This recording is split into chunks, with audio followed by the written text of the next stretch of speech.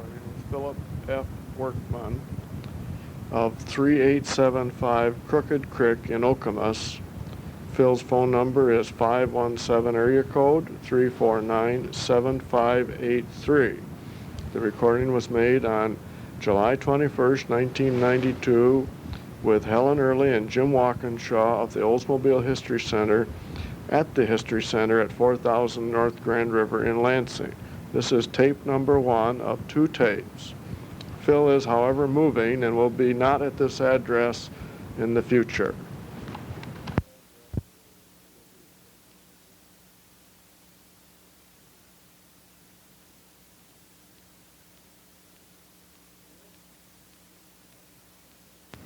Phil, maybe you could start with your name and your address for us, if you would.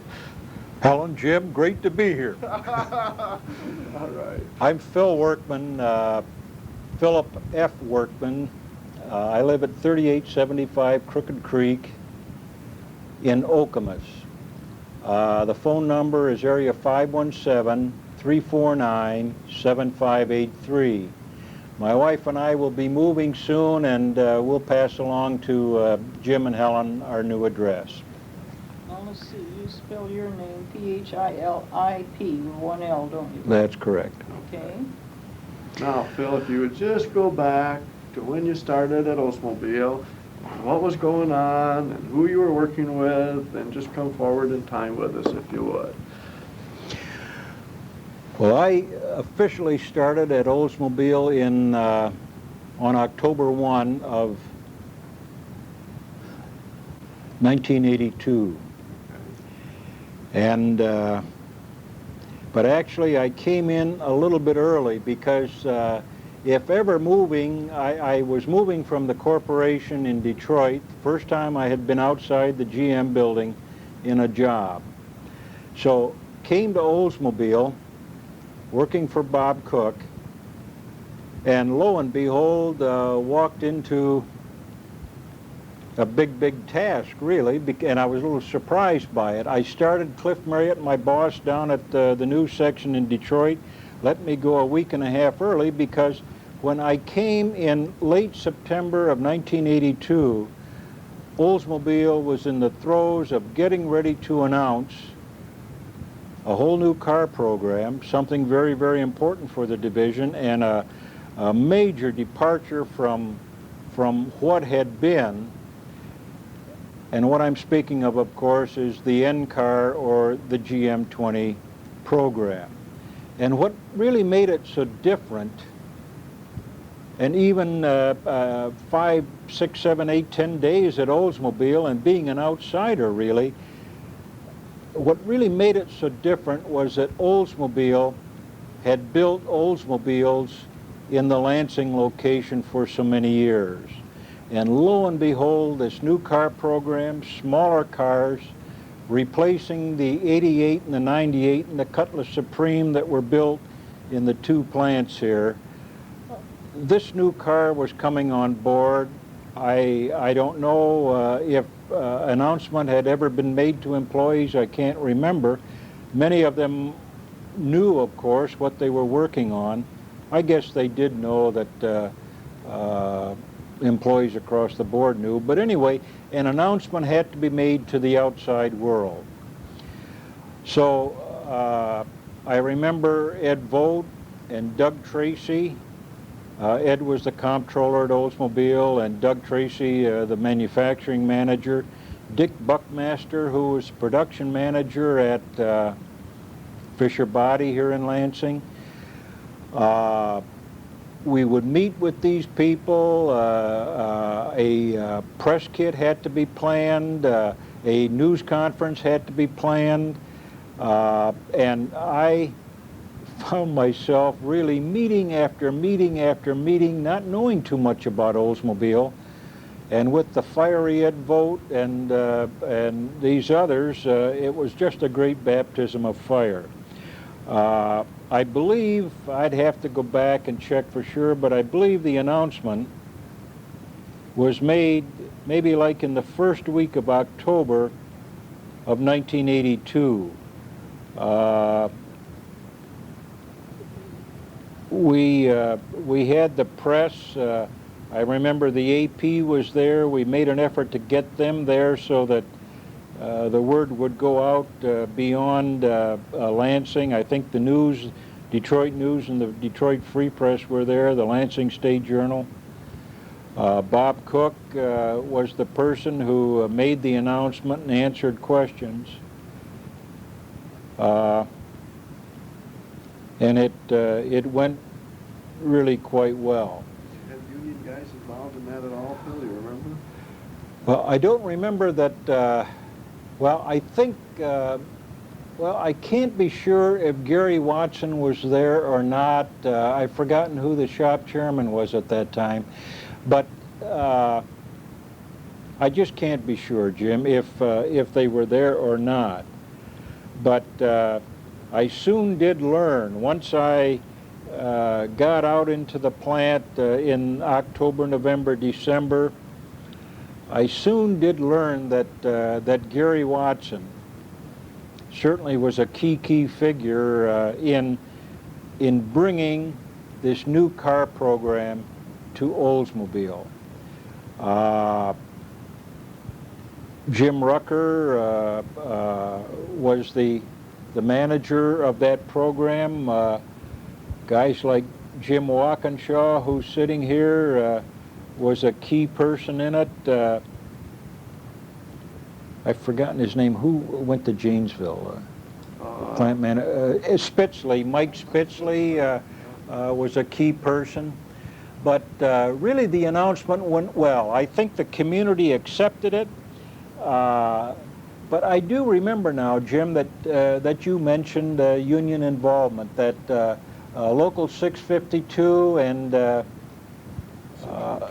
602, they both were involved, and their support was key in this because indeed Oldsmobile over the years had been such a huge success in the marketplace that people here were wondering, why do we have to go after a new car, a front-wheel drive car, because all the cars that were built here were rear-wheel drive cars and selling very well at the time.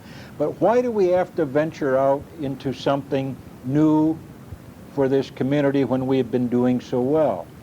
I remember Gary Watson saying that why the two locals, 602 and 652, work so hard is that they were fearful that if they didn't get a new product in these plants, that at some point the lights would go off, meaning that the marketplace wasn't accepting what was built here. The lights would go off and there would not be a product to replace these winners that had been built here for so many years. It was different also in that from the outset, the people here knew that they would also be building not only Oldsmobiles, but they would be building for the first time Pontiac and Buick nameplates. This NCAR family, which would be supplied, the cars would be built here in the two assembly plants for those three divisions. So it was an exciting time to come.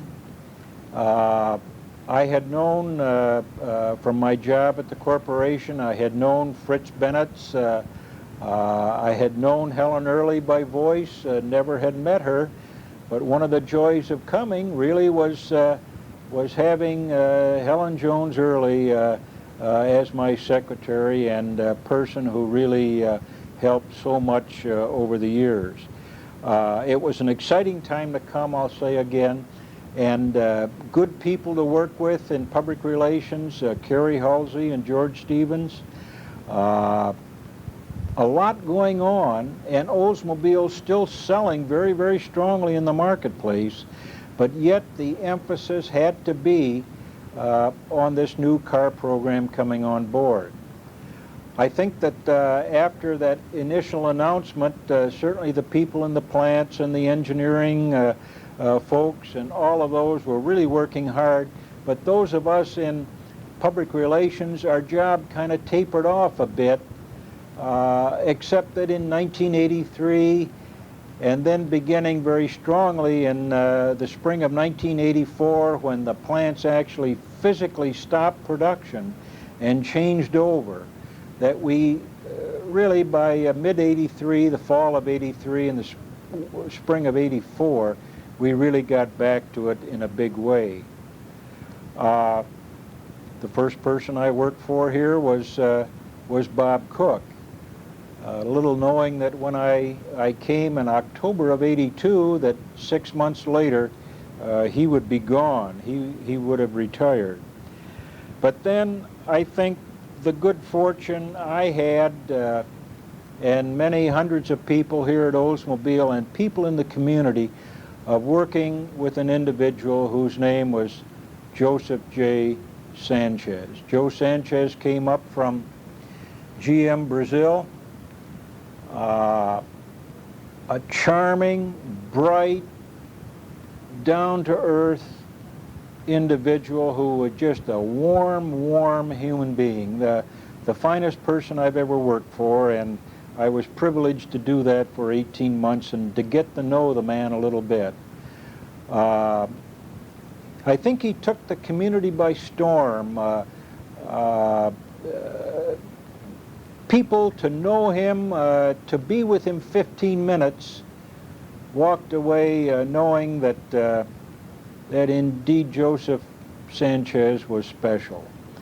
Joe had very humble beginnings. He was born of immigrant parents who came over from Spain. Joe didn't speak English really. Spanish was the language in his home on the Upper West Side of Manhattan, where he lived as a boy. Now tenements. But Joe had very humble beginnings, spoke English really for the first time when he entered school in New York City. But Joe came on and took charge of that program beginning in April of 1984, and he was the general manager of Oldsmobile until end of December 1984. I'm getting mixed up on dates. He came in 83, April of 83, and he was the general manager until the last day of December of 1984, when he went to Saturn. And then, of course, as we all know, Joe died about 3.5 weeks later in Sparrow Hospital here in Lansing after suffering 2 massive heart attacks. See, Phil, go back, can you, to when you first came? Did you, this maybe sounds like a funny question, did you get interviewed for the job, so to speak? Did Bob Cook interview you? Yes, Bob Cook. I remember Quigley and Marriott down at Bill Quigley and Cliff Marriott down at the corporation told me about this in early July, I think it was, of 1982, about the possibility that Fritz Bennett's planned to retire. And Quigley got Bob Cook on the phone and suggested to Bob that he might want to sit down with me. I remember Bob said that to Quigley, he was on the speakerphone on the box, and said something about, well, why don't I meet him for lunch at the Lansing Country Club? And Quigley said, no, you do that and then people will start answering questions. So I met Bob Cook, I believe it was about maybe the 3rd week in July, 2nd or 3rd week in July of 1982, at the Canopy Restaurant in Brighton. And I got there early, of course, and I had done a little research on Bob Cook. I had never met him, but sat there waiting for about 10 minutes, and Bob Cook walked in. We had a very interesting and enjoyable lunch. We had a few talking points. Each of us had had heart surgery, open heart surgery at Cleveland Clinic, so we were comparing the length of our scars and the battle fatigue from recovery, that sort of thing. But Bob talked to me for about an hour and a half, and he went back northwest of Lansing, and I went back southeast to Detroit. And then I guess heard a couple days later that I guess I had met the test, and that if I was agreeable, he would like to have me on board. And then, believe me, nothing happened for a long, long time. I guess the executive committee, they review appointments once a month, and at their August meeting, my change, along with a lot of others, I'm sure, were reviewed, and then I remember getting a call from Helen Holwig, who was Bob's secretary, and then all of a sudden, in the middle of September, the GM20 program. I remember Jim Rucker came to the corporation, and we had a meeting in the public relations conference room in which Jim and I guess George Stevens was with him, and they outlined the beginnings of what they were thinking of for the press announcement for the GM20 or the NCAR program. And then very, very quickly I found myself caught up in that announcement. Okay, well, that's an interesting way to start. How about someplace right in around that same time frame, Roger Smith announced we were going to reorganize the world. 84-ish. Yeah.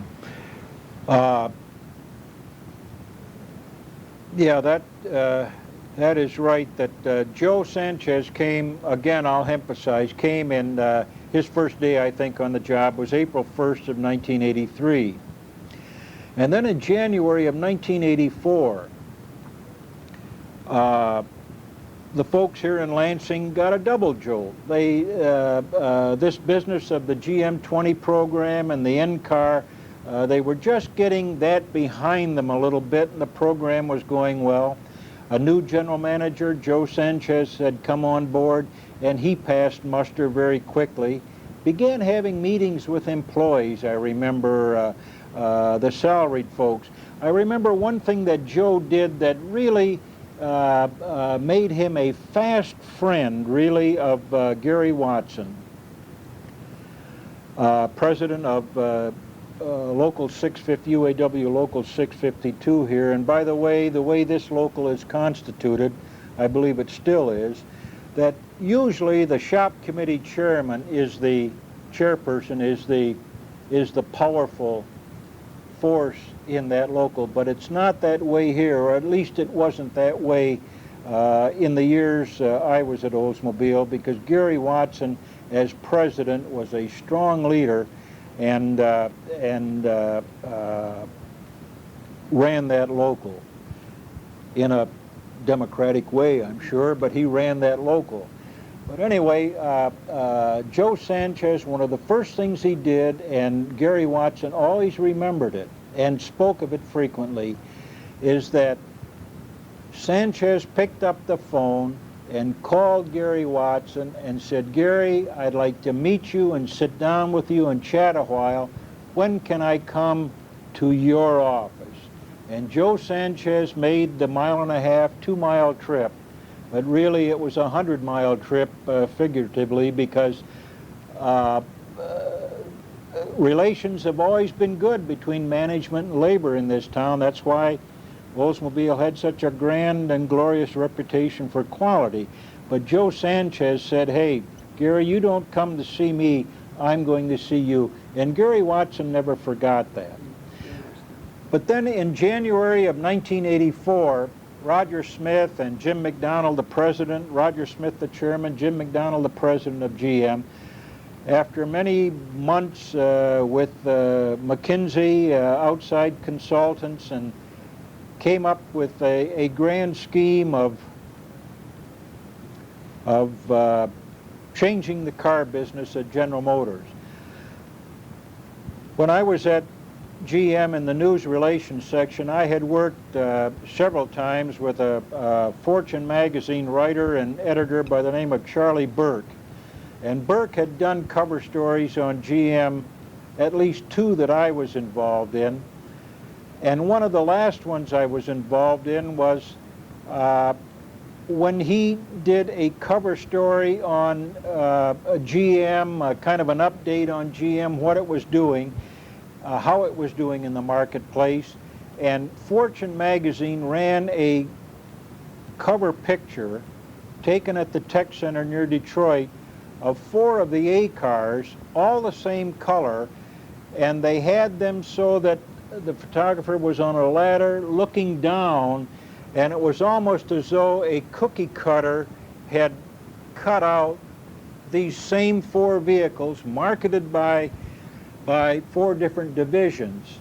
And there was criticism in the marketplace on this, criticism from customers that looked like automobiles weren't doing General Motors very much good. So perhaps this was an impetus for the corporation to look at the way it was designing and engineering and manufacturing, assembling its cars. And in January of 1982, Jim McDonald and Roger Smith announced that the car divisions would be split into 2 groups. There would be a Buick, Oldsmobile, Cadillac group, and then there would be a Chevrolet, Pontiac, GM of Canada group. And confusion was rampant from the beginning because just by the division of these car divisions, Chevrolet and Pontiac going with GM of Canada, people think that they would be in charge, they would be worrying about the lower end, the less expensive automobiles, and Buick, Olds, Cadillac would worry about the bigger, the more expensive cars, the full-size cars. There was confusion in the press because that wasn't the way it was to work at all. That Oldsmobile division and Buick and Cadillac were in charge of engineering and designing small cars also.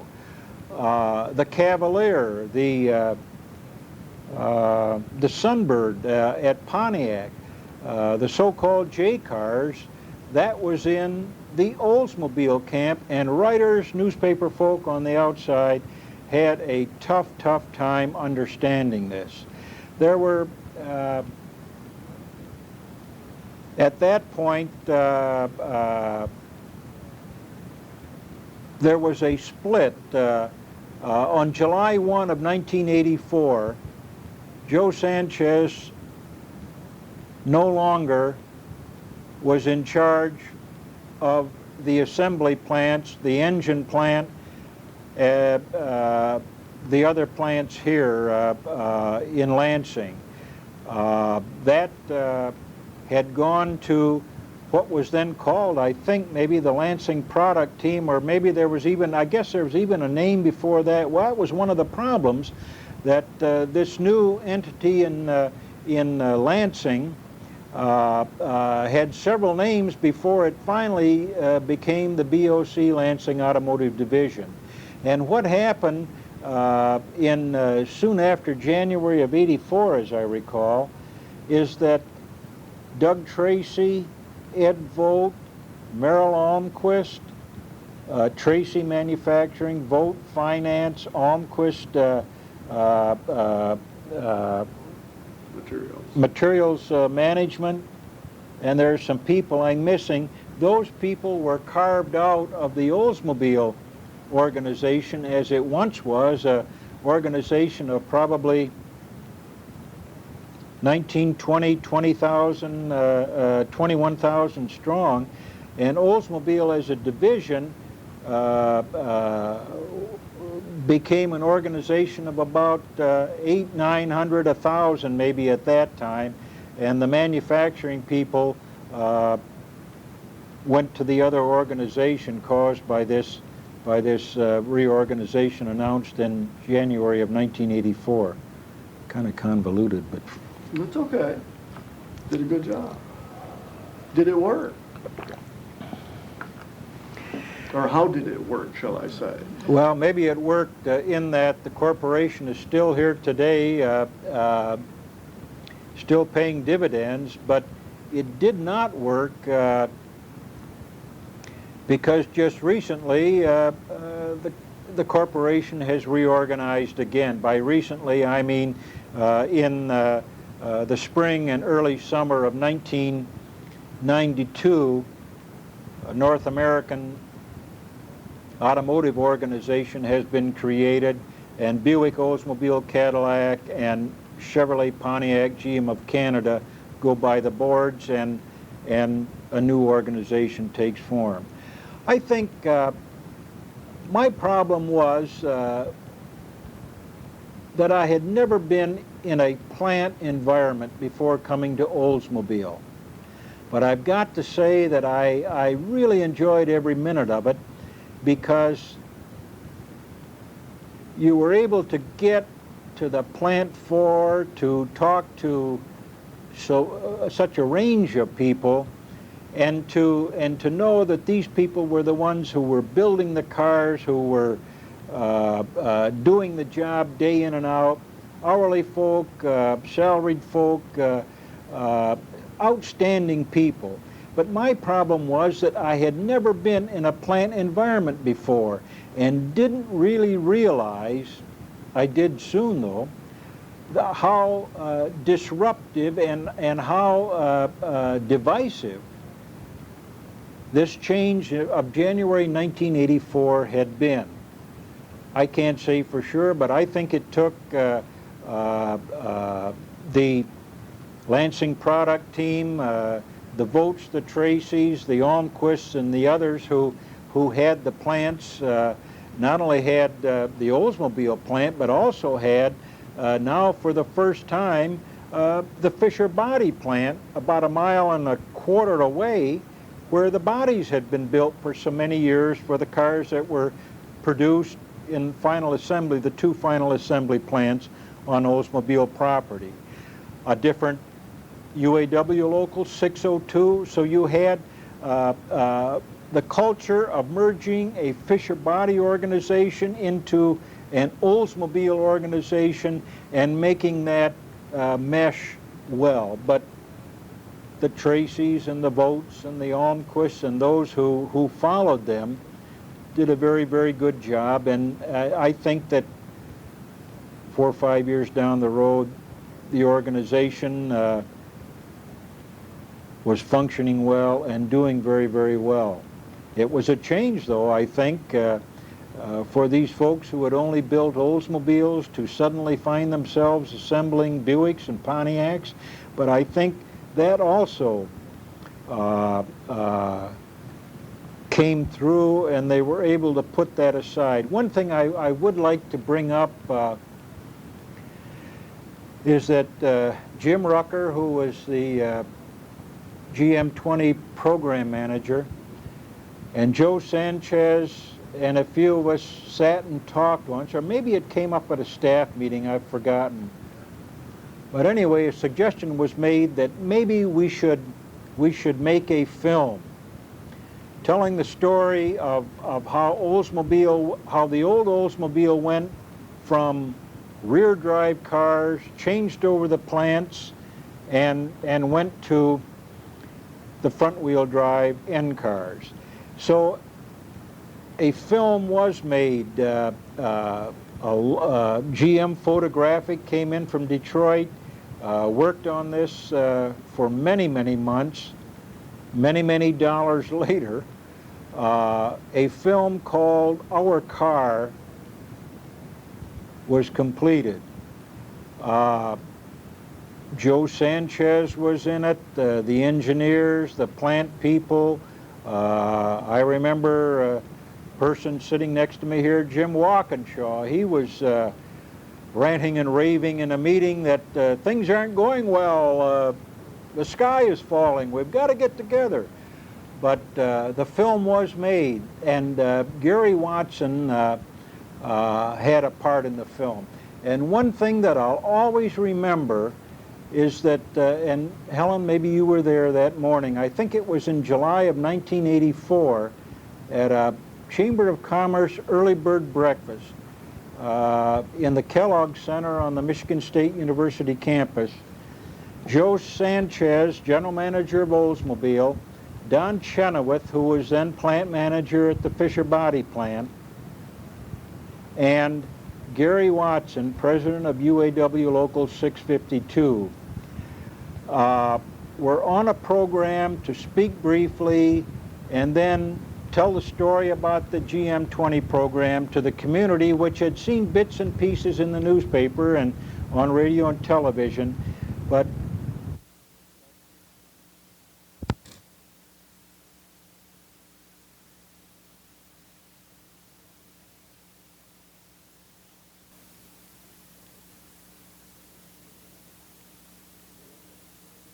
Okay. Joe Sanchez and Gary Watson and Don Chenoweth at the Kellogg Center for this early bird breakfast. Each spoke for about 5 minutes, and then the film was shown. It was a huge gathering. I remember probably upward of 450 people were at that breakfast, one of the largest turnouts they had had, because people were so interested in this new program that was coming, that was very soon to start cranking out automobiles from these two assembly plants. And I think it also was the first time that many of them had heard Gary Watson. Didn't wear a tie that morning, his usual sport shirt with open neck, but Gary Watson was absolutely eloquent. I remember coming out of the place afterward, and Joe Sanchez, as he usually did, asked, he said, well, how do you think we did? I said, Joe, you were good. You're always good. And I wasn't just puffing smoke because Joe Sanchez was a speaker. He could really put one word after another.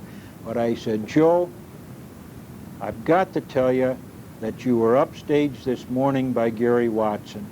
But Gary Watson told those folks about how labor in this town was behind this program, how they were going to build outstanding cars, and that, by golly, that America and these people in Lansing had better get out and buy them.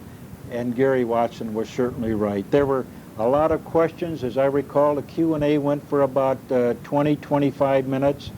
But it was really a high point.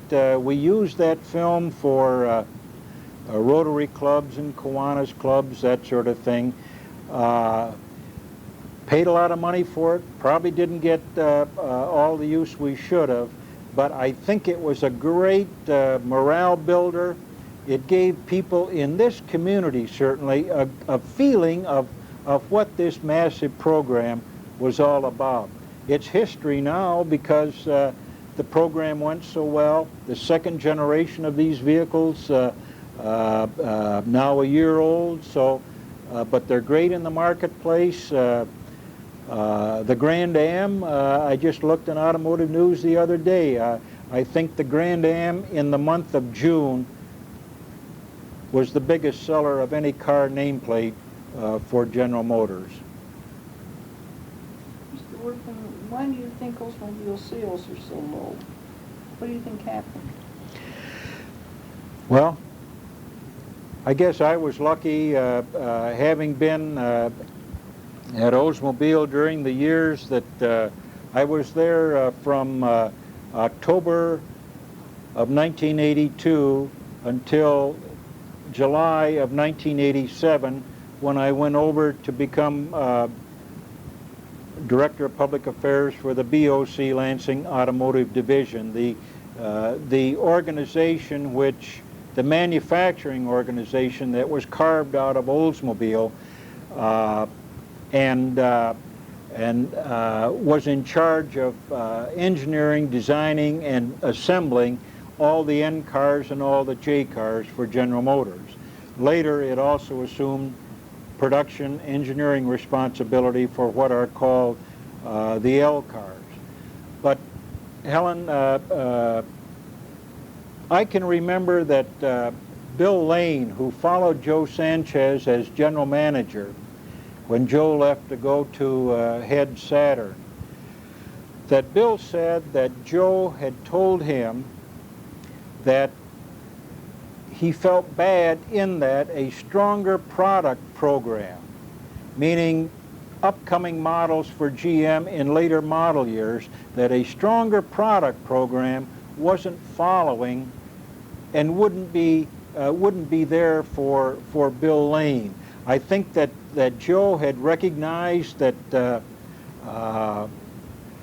that new products, strong new products, to replace the Cutlass Supreme and some of the other great vehicles that Oldsmobile had parlayed into so many million-plus years, were running out of steam.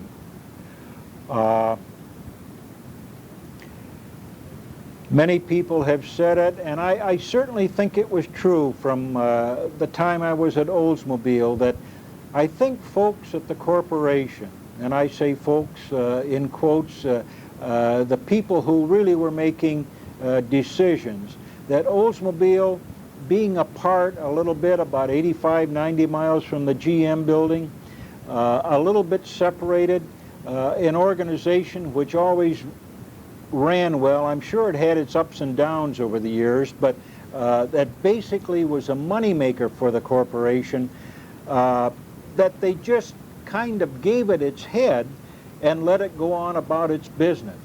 And then I believe that what happened is that perhaps Oldsmobile was taken for granted, that that money for new product, for innovations or whatever, wasn't forthcoming. Money has always been in short supply for new products, and the squeaky wheel gets the most probably at times, and I think that's what happened. And the product program tailed off, and the million-car years were cut in half. But the automobile business, certainly from what I know about it, from what I've learned the few years I've been associated with it, is a fickle, it's a cyclical business. There are winners and losers, and Oldsmobile has been on a downhill slide, but has reached the bottom, I think, and is coming back.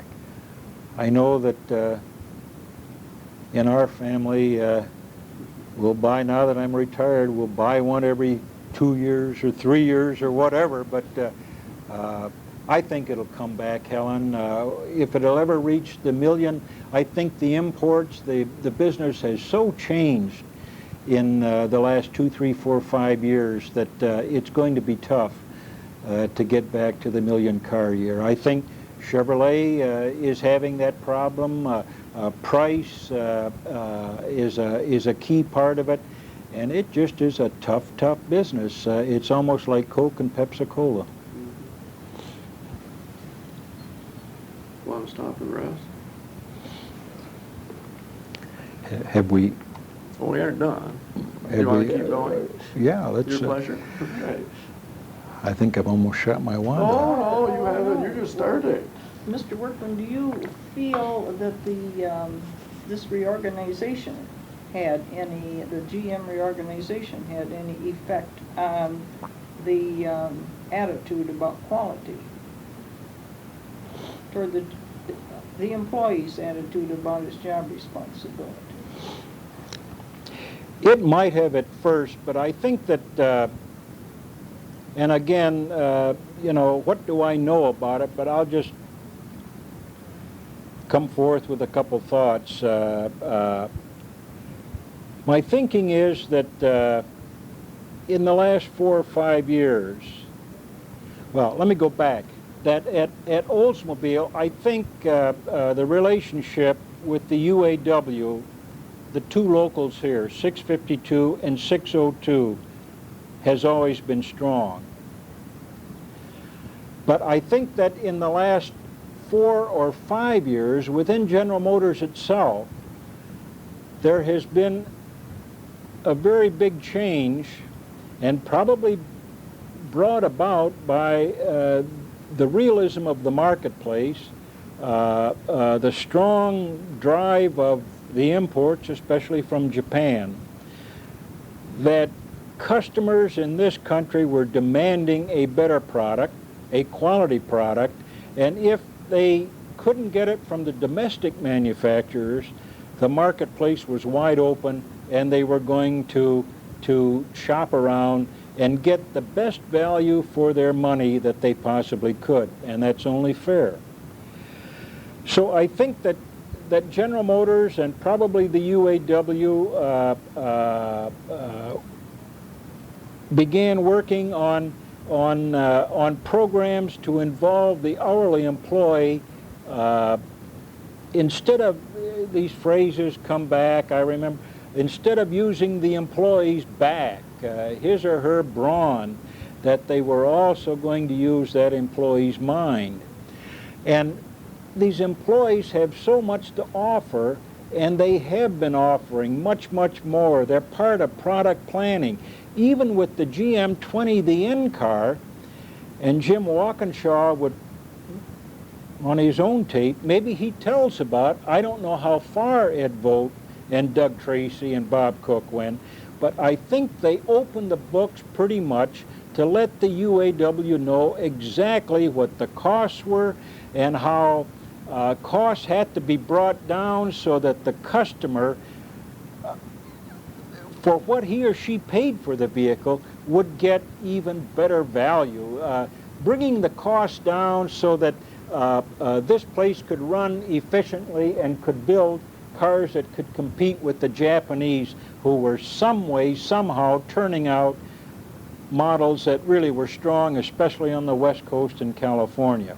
So, Helen, I think that what happened is that people began to get on board, and there were even names, and I've forgotten. What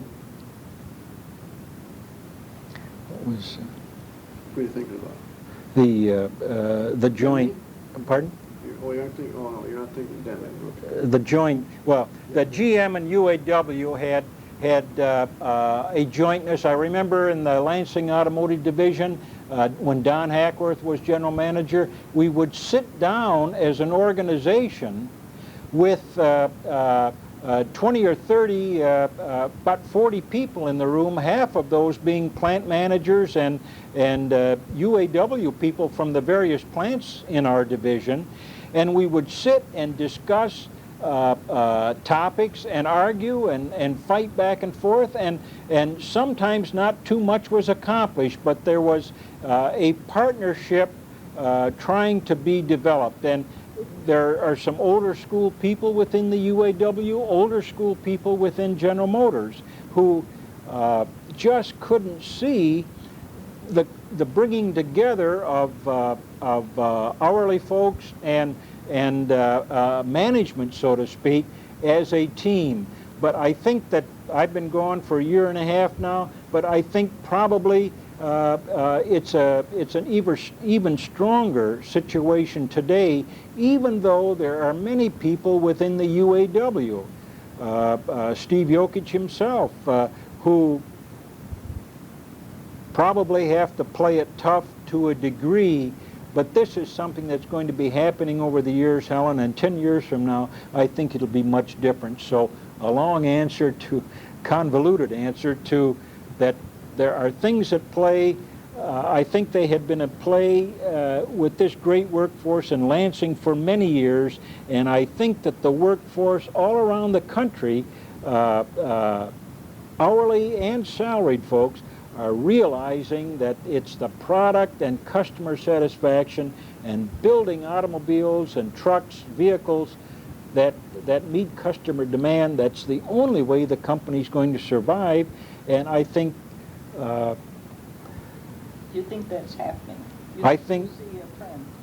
I think it's happening because I don't know anything about what quality reports are in the plants now. I never see that. I'm not privy to it, but I do see the power studies and these sort of things which rate Oldsmobile. I think Oldsmobile, of any of the GM nameplates in the 1992 model J.D. Power study, was rated the highest of any GM nameplate. So yes, I think that with plant closings and all the dire things happening in GM and previously happening at Ford and Chrysler, that people realize that that quality is what we need.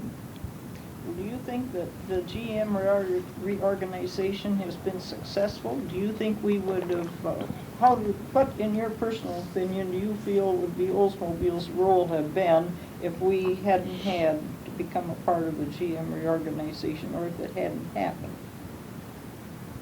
Do you think that was a good move? Helen, I don't know. I think that in retrospect that probably one could say that it was perhaps not the best of moves, because what was ordained in 1984 has been changed now to another organization. But maybe the times are prompting these changes, that the demands of the marketplace far outweigh the days of 20, 30 years ago when the domestic manufacturers could design, engineer, and build a product, and that's all the customer. It was a contest among the Ford, the Chryslers, and the General Motors of the world, rather than all these other nameplates. I think to a degree, even before about 3 years ago, I think it was, a change was made within that reorganization in that Cadillac motor car division. The only one of the 5 car divisions was given its own manufacturing responsibility, whereas Chevrolet, Pontiac, Olds, and Buick, none of these divisions built their own automobiles. Cadillac, I believe it might have been in '86, I'm not sure when, but anyway, Cadillac assumed the assembly, the manufacturing responsibilities also. So that was a change. I suppose, I know there were certain circumstances that prompted that. But Helen, it's difficult to say whether the old structure pre-January 1984 would have survived, would have done any better than the new. I don't know. I really am not qualified to say, except that I do remember that there was tremendous turmoil in the organization, that what was supposed to be more simple and more direct many times was, but many times was not.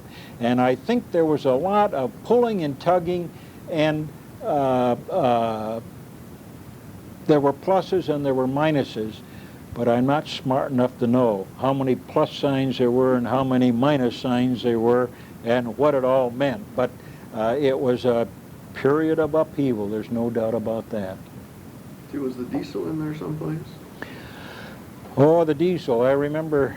Were you there when we had to go through that, get rid of it, so to speak? I've forgotten when that was exactly, Jim. I guess it must have been in '84. Was it in '84? I don't know. I think that Joe Sanchez was the general manager. But yes,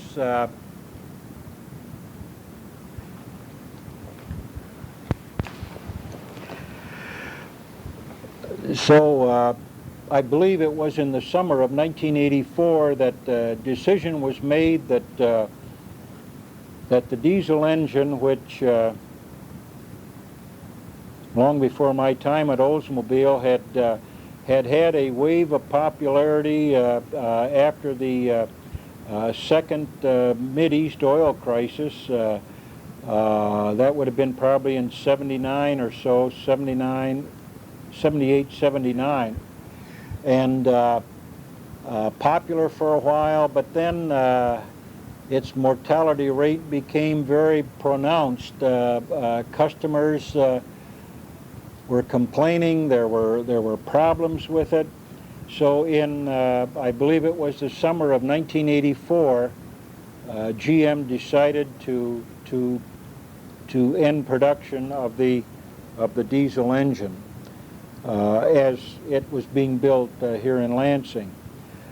The corporation decided that since Oldsmobile was the organization that triumphantly announced its birth, that Oldsmobile should be the organization to announce its demise. So I remember one busy day, forgotten exactly, I think maybe in July or June of '84, forgotten when, but was on the phone all day after a news release had gone out announcing that General Motors, effective in the '85 model year, would no longer be making available to customers the diesel engine, that parts would continue to be supplied through the dealer organization, and the warranty would continue, and everything else except customers wouldn't be able to buy it in a GM car.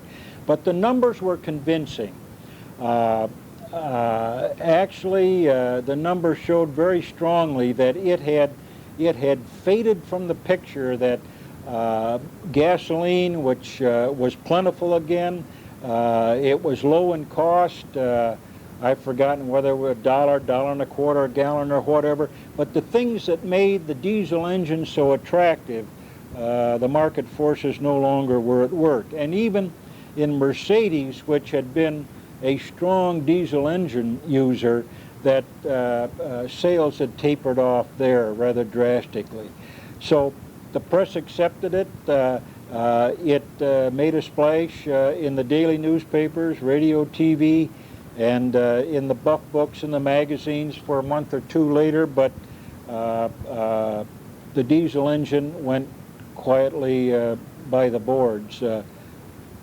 Probably not a glorious chapter in General Motors history, but certainly an effort to meet marketplace needs for an engine, an automobile that would be economical, that would have great range. On one tank full of diesel engine fuel in a full-size car, people could go 600, 700 miles without a refill. But it had served its time and went quietly by the boards. Mr. Workman, in your opinion, what is the role of a PR director in a car company? What is your responsibility? Well, I think, and I don't know how much it's changed, certainly the role at Oldsmobile, and I really didn't know what the role would be. I came to Lansing really not knowing, but excited to learn, and so I think, Helen, that the Oldsmobile organization as it was constituted in the fall of 1982, the way I viewed it is the key thing was the product publicity of reporters, writers are all over the place. They represent radio, TV, magazines, newspapers, and there just is an insatiable appetite for information about cars, about automobiles. There's a love affair with the automobile that still is in existence today. So one of our key roles was to supply writers with information about Oldsmobile products. The good points, the strong points, why customers should consider an Oldsmobile product when they were going in the dealership shopping around for a car. That was a key thing and was always uppermost. And because Oldsmobile was such a large organization, had so many automobiles on the road, maybe, I've forgotten what, Helen, but maybe at that time there were still 35 million Oldsmobiles or 30 million Oldsmobiles on the highways, all the way from a car that had just someone had taken delivery of at a dealership here in Lansing to a car that might be 10, 12, 14 years old and still being used in daily service. So it was the product publicity was a key thing. Answering questions from reporters, from customers, as you used to do, Helen, answering questions from people wanting to know information about their Oldsmobile, which might be 5 or 6 years old, where they could go for a certain part, or what colors were used in that model year and how could they reproduce it, that sort of thing.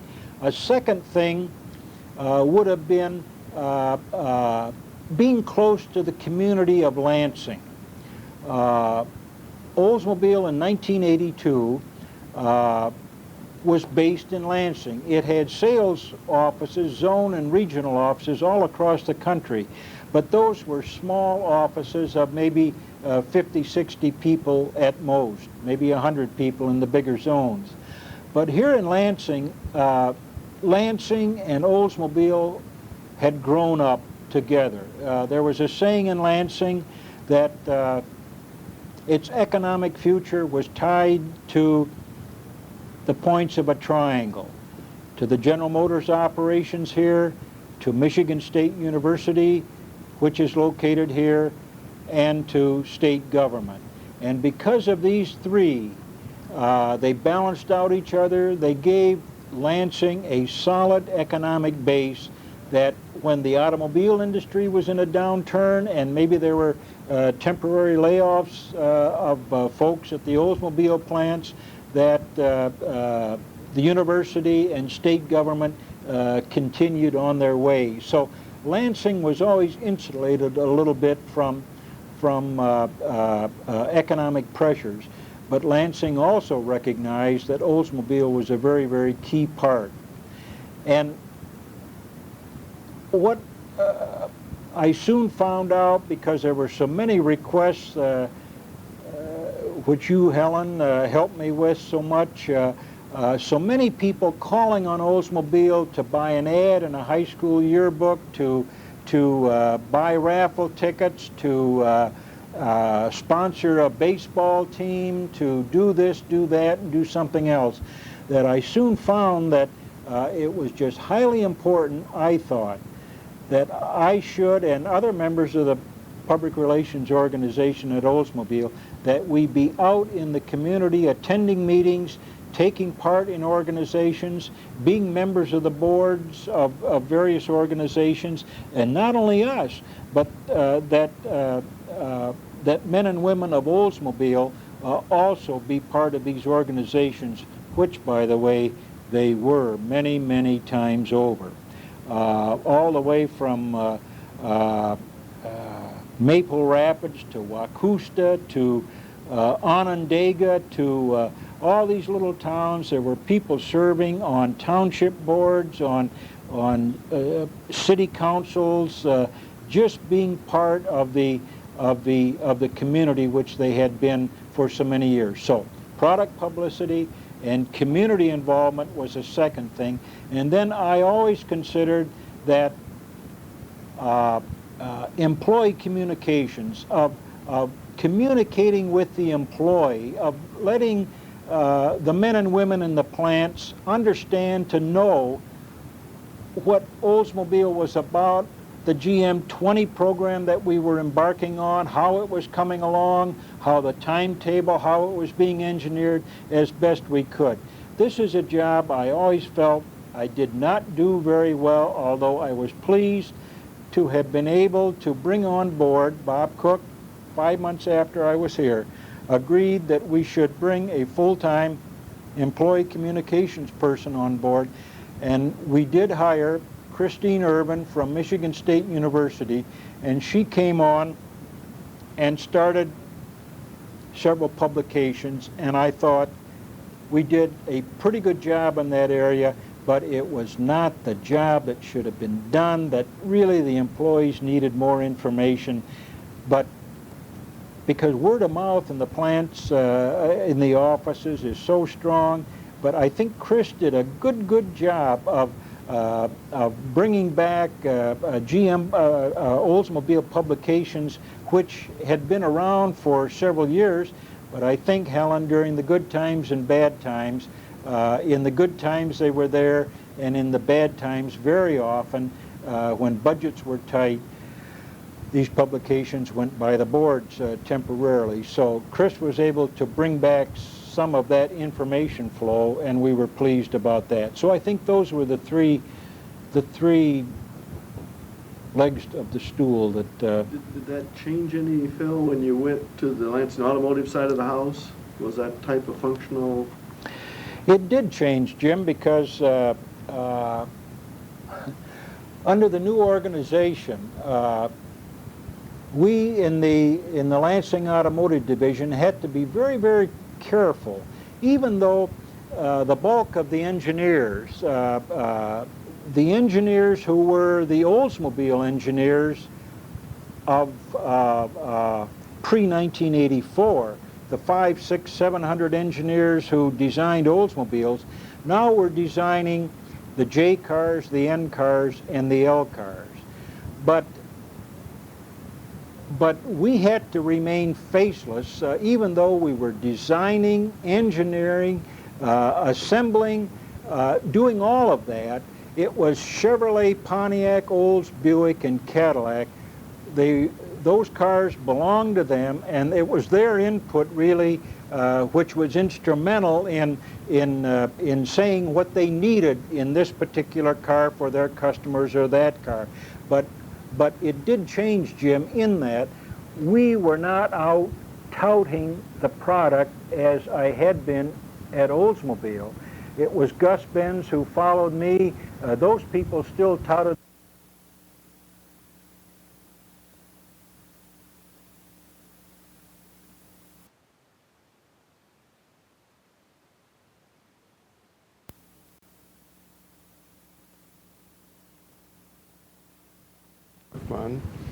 Of 3875 Crooked Creek in Okemos. The recording was made on July 21st, 1992 with Jim Walkinshaw and Helen Earley of the Oldsmobile History Center at the Oldsmobile History Center at 4000 North Grand River in Lansing. This is tape number 2 of 2 tapes.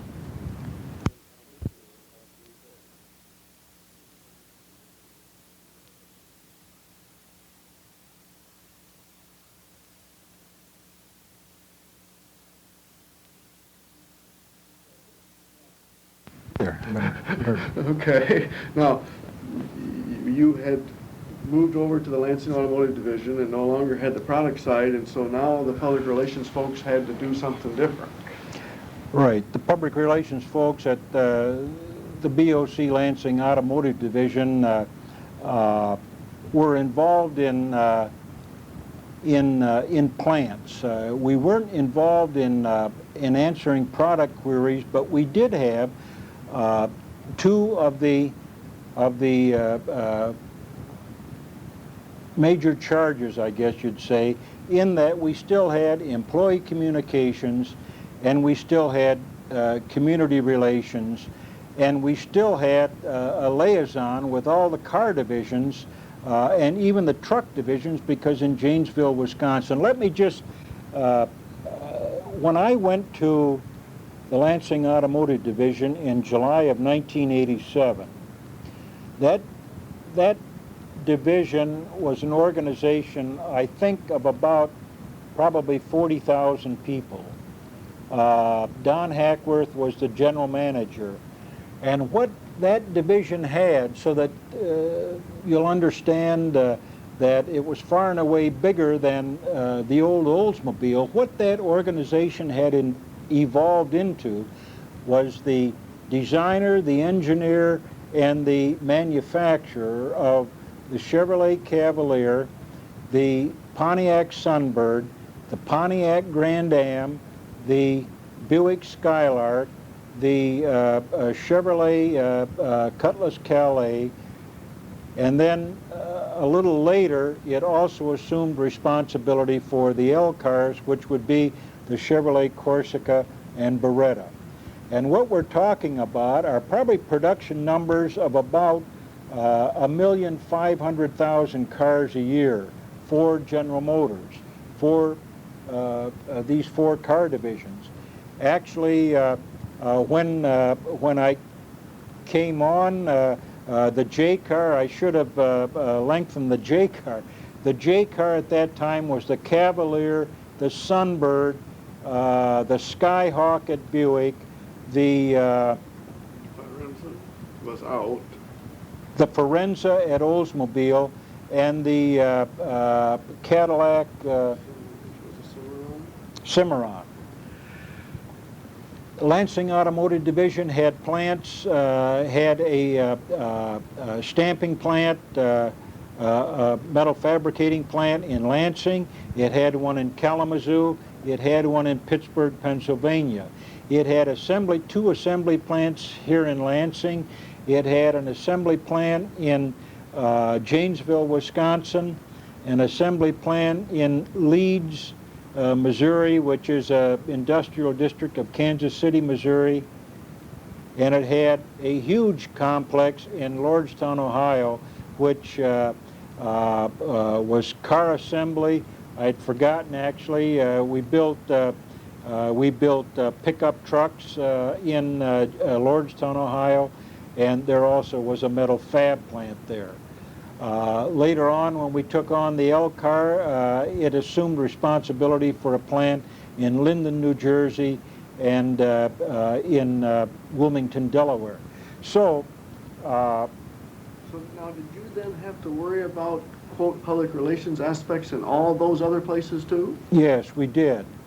And it meant, even though you were based here in Lansing, that Don Hackworth, who was the general manager of our division, he was a manufacturing guy, felt strongly that he and his people ought to be out in the plants. So once a month, we would go out to the plants, visit a different plant each month, sit in a joint UAW management meeting, tour the plant, and I think during the 3.5, 4 years I was at Lansing Automotive Division, maybe spent 1/3 of my time out in the plants in these various cities. And then we found ourselves answering press queries from newspapers and news media folks in these various communities. The Janesville, Wisconsins, the Madison, Wisconsins, and then slowly but surely we announced that the Cadillac Cimarron, the Skyhawk at Buick, and the Forenza at Oldsmobile would no longer be built because of there just wasn't marketplace demand for them. So those were big activities because we closed a plant in Leeds, Missouri. J-car production was halted at Janesville, Wisconsin, and that plant was turned over completely to the truck and bus group for production of trucks. And these were the major types of activity. It was plant focused rather than product focused. So it was significantly different in any event. It was different, yes. Why was the title different from Director of Public Relations to Director of Public Affairs? Was the scope different? Helen, I have no idea. I don't know of any significance really, because I think that maybe I don't know. I really don't know. I think some car divisions or maybe other car companies, their Director of Public Relations might be called Director of Public Affairs, maybe because of the scope. I think that's the way when the reorganization in January '84 and these other organizations were created, I think that it was just selected because its scope was somewhat different, but I was never part of a meeting in which this was decided. So you talked about Bill Lane a little bit. and share with us how his management style different from About perhaps who? Joe Sanchez, who you talked about quite a little bit. Bill Lane, another outstanding person to work for. Bill Lane and Joe Sanchez were different, just as each of us is different. We all have our strengths and weaknesses. Joe was an outgoing sort of person, but I would say in a perhaps subdued sort of way. Oldsmobile was his first job in this country, in the U.S., even though he had been at General Motors for more than 20 years. It had always been in Central and South America. So Oldsmobile really was his first U.S. assignment. Joe, I think, cared more for the bottom line, the financial picture. He was able to look at one of Ed Vogt's one-page charts, for instance, and could pick out weaknesses where the division needed to be stronger, where things had to be done. Joe, because I think he often said that he was the chairman, the president, and the whole works for GM do Brasil. And that was a big organization, probably about the size of the Oldsmobile organization. But he was the key GM guy in that country, and he ran the big ship. He always said that he liked it because he was several thousand miles away from Detroit and could do, maybe hear about it later, but had to make decisions. But that was the kind of guy Joe Sanchez was. He was the big picture guy, a good manager. Bill Lane came up within the Oldsmobile sales organization. And Bill Lane, excellent communicator, good with people, strong with the dealer organization. But I think Bill was different in that Joe Sanchez enjoyed dealing with the press. I don't think Bill Lane enjoyed it that much. I think he did it out of necessity because he was the general manager of a major GM car division. I don't think he enjoyed it as much. I think Bill was enjoyed the sales organization, enjoyed being with dealers, and that was his strong suit. And but he also was good with employees in communications meetings. A good communicator, and was able to tell them what was happening within the Oldsmobile organization. And then you worked with Don Hackworth as a boss. And then Don Hackworth, again, a little different personality, a very strong personality, someone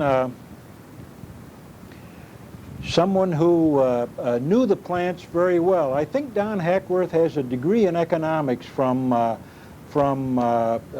Ohio State University, but his history within General Motors, first in Dayton and then came to the corporation briefly and then to Oldsmobile as manufacturing manager, has been on the manufacturing side. Very bright, very opinionated sort of guy, a guy who knows what he wants, strong, and I think the quest for a quality product, good, again, with the bigger picture, looking at the financial numbers of bringing costs into line with budgets, that sort of thing. Don Hackworth was, I think, and probably still is today, over at the Flint Automotive Division, a very, very strong guy on the manufacturing side and really dedicated to building a better product, a bigger picture sort of guy. I guess that's the best way I can phrase it. Your view on the General Motors approach of moving managers rather regularly and rather short times in positions? Well, Jim, I think maybe that's changed a little bit. I think in years past, when you were in the plant, and Helen, when you were at Oldsmobile, that moves were made more frequently. But I think I can remember maybe especially after the BOC and the CPC were created. I can remember in staff meetings that Don Hackworth saying, when I was at Lansing Automotive Division, that we really, and that there was a feeling within the corporation that we were moving key people too quickly, too fast, that there ought to be great consideration given to allowing a person to be in a job for a 4 or 5 year period so that the fruit of his or her efforts could be seen after that time interval. The automobile business being such a long lead business that what a general manager or chief engineer or manufacturing manager is creating on in a computer or a drawing table or in clay design at the design staff down at the tech center near Detroit, that it takes, trying to get it shorter periods all the time, but it takes 3.5, 4, 4.5, 5 years to bring it from a clay to an actual product coming out the door of an assembly plant and into a dealer showroom. So Jim, I think there has been a conscious effort in recent years to slow that change, perhaps just for the sake of change, that really looking at it carefully. And I think also the corporation looking at it because it was very, very costly and big bucks involved in moving people across country. And then again, a key reason of uprooting families. I think Bill Lane told me once that he might have moved 15, 16 times within Oldsmobile and before going to Pontiac as general sales manager and then coming back to Oldsmobile as the general manager. And that, I think, takes its toll on families, maybe not right away, but maybe years later. So I think maybe the corporation and all companies are looking at that a little more carefully. Mm-hmm. How did Bob Cook, his working relationship with the staff heads, maybe work on? Well, it was almost like hardly got to know you, Johnny. Didn't really get to know Bob Cook. Bob Cook had been, I think, general manager at Oldsmobile for probably 9 or 10 years when I got there. And Bob Cook had his hand on the throttle or the tiller of that facility, and he knew the way that organization was to run. And my seat at the big table for staff meetings was way down at the end, and Tom Smith was next to me. I remember that. And I was boy out of the bleachers in Tiger Stadium. But in the 6 months I was able to observe, I really got the feeling that Bob Cook had his own style, that it had been a successful style, that some may not agree with it, that he may not have been as active and as outgoing in the community as some would have liked, or that maybe he ran things a certain way and some didn't like it that way. But Bob Cook was very much in command. I think he was more old school. He had been successful and ran a tight ship that had been successful and was mounting these 800, 900,000 million car years. And You knew the individual who had the stripes on his sleeve. There's no doubt about that. I didn't really get to know him, but what I did get to know him, I liked. I think that if our relationship had extended over a period of years, that I think it would at times been a tough sell for certain things that you might think you should do in the public relations arena, that maybe Bob Cook would have said, no, we don't need to do that. And I guess the jury would have been in and the verdict announced, and that was it. But Bob Cook was a successful General Motors executive, and I think prided himself, I think, Helen, if I'm getting it right, I think Bob Cook told me that I think either he had a relative or someone who lived on William Street or very close to where Oldsmobile headquarters are today. He grew up in this area. His family was from this area. So his ties to Oldsmobile were very strong. I think Bob Cook spent his entire General Motors career at Oldsmobile. And I've forgotten how many years that might have been, but he knew the plants, and he knew there I was 6 months and couldn't get the building 40 from building 1,002, but I think he knew every nook and cranny, just like Doug Tracy and Walkinshaw and Helen Earley and some of these other people who had been here a long time. Contrast maybe the staff meeting. How did that change over that continuum of time you were there? Did the operation of the staff meeting? Or maybe it didn't change? Well, I think that the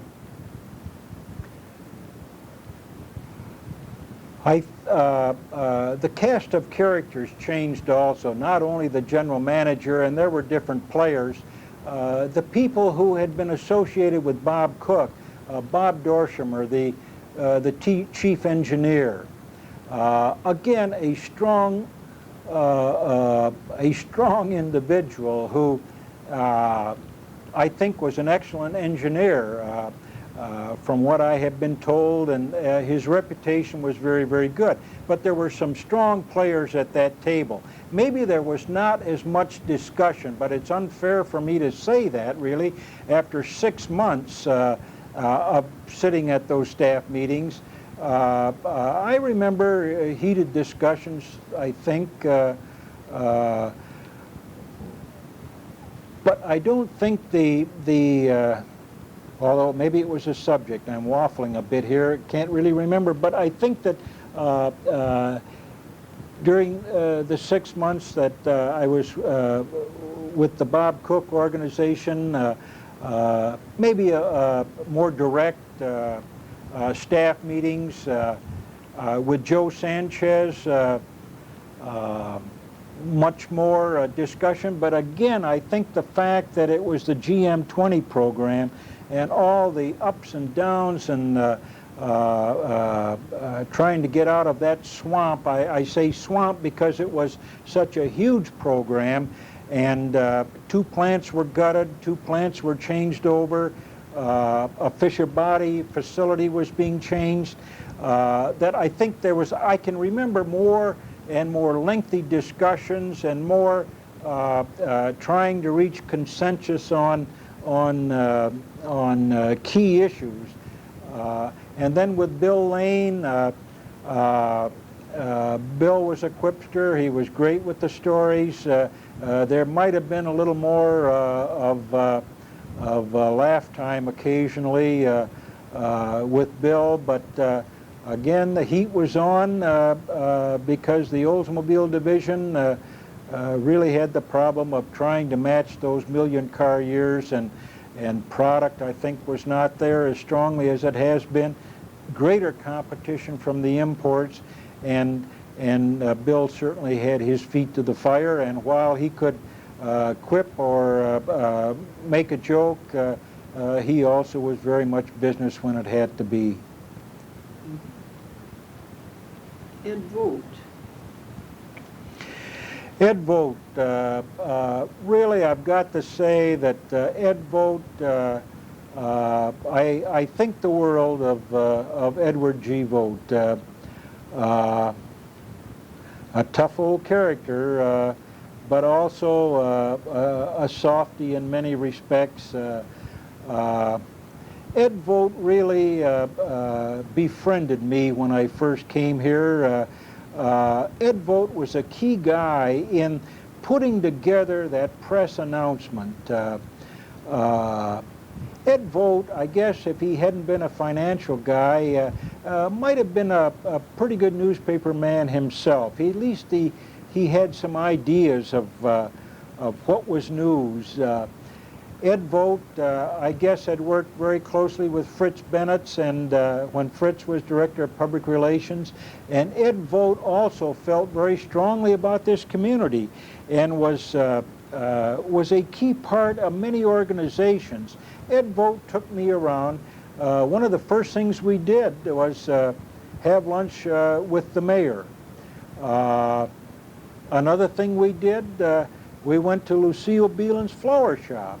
And I'll always remember that Ed Vogt bought some flowers that day, and I remember soon afterward thinking, well, by golly, maybe I'd better open up a charge account at Beelan's Flowers, and when I had occasion to send flowers, that's where I made my purchase. So Ed Vogt,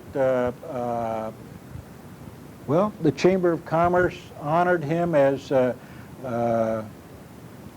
few years back as Businessman of the Year, or I've forgotten. He got a community award.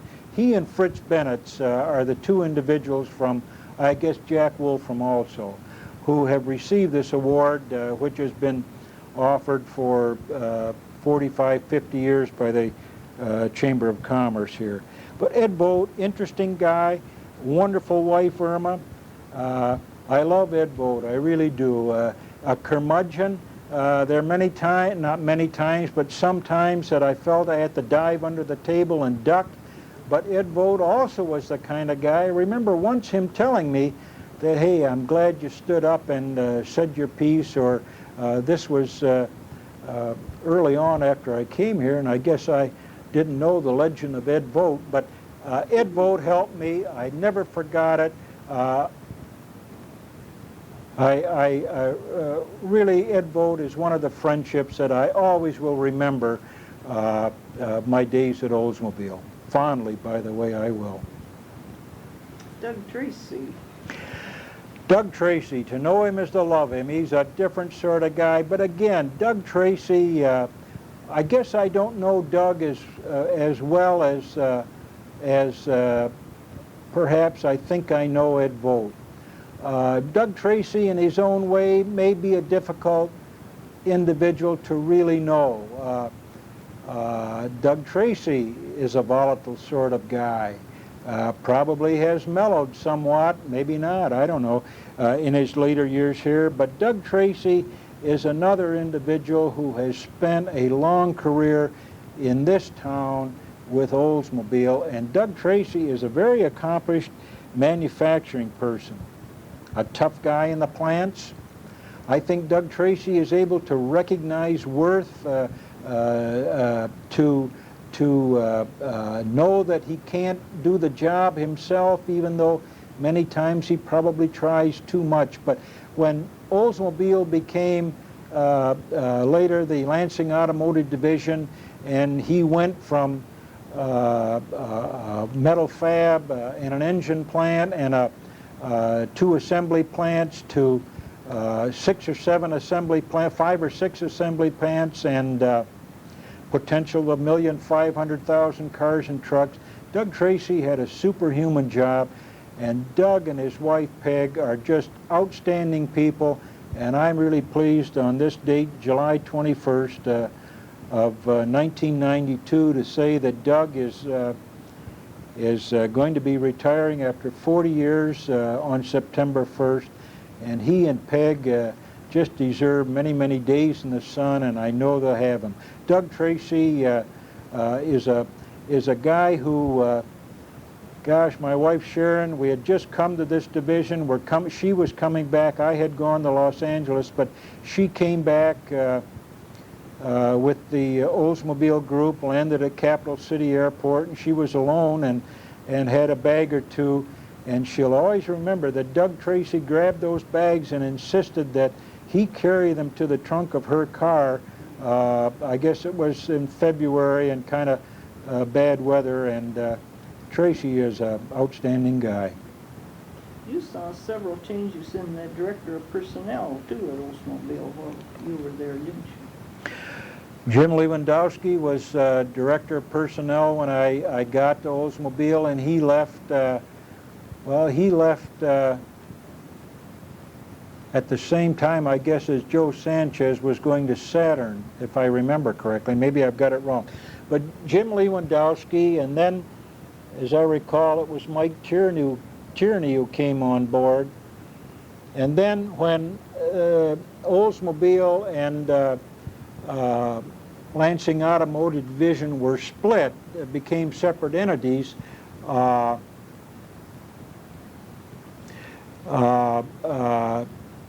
Mike Tierney went over to that side, or maybe Tierney came to that. I'm getting a little mixed up here, but Lewandowski, Mike Tierney, and Mike Zameen were the three that I worked with, and enjoyed those relationships. Lewandowski has since left the corporation.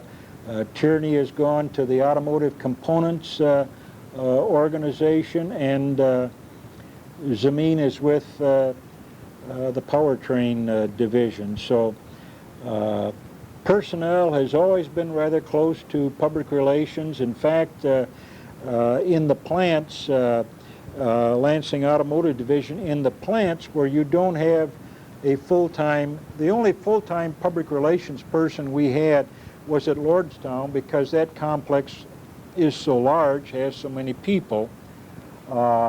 But in these other plants, a member of the public relation of the personnel organization would be the public relations contact, where the local newspaper would call and get figures on employment or production numbers or that sort of thing. But if a disaster hit, well then we would have to go from Lansing to that plant to help out. But yes, Ellen, I did have that pleasure. When did you retire? I have had heart surgery twice, the most recent being in March of 1990. I came back to work in June, middle of June 1990, and worked till the end of that year, and then I went on medical leave for a year, and then officially retired January 1 of 1992 with 25 years and 11 months with General Motors. Before that, I had been 13 years at the Detroit News, so I really have had two careers.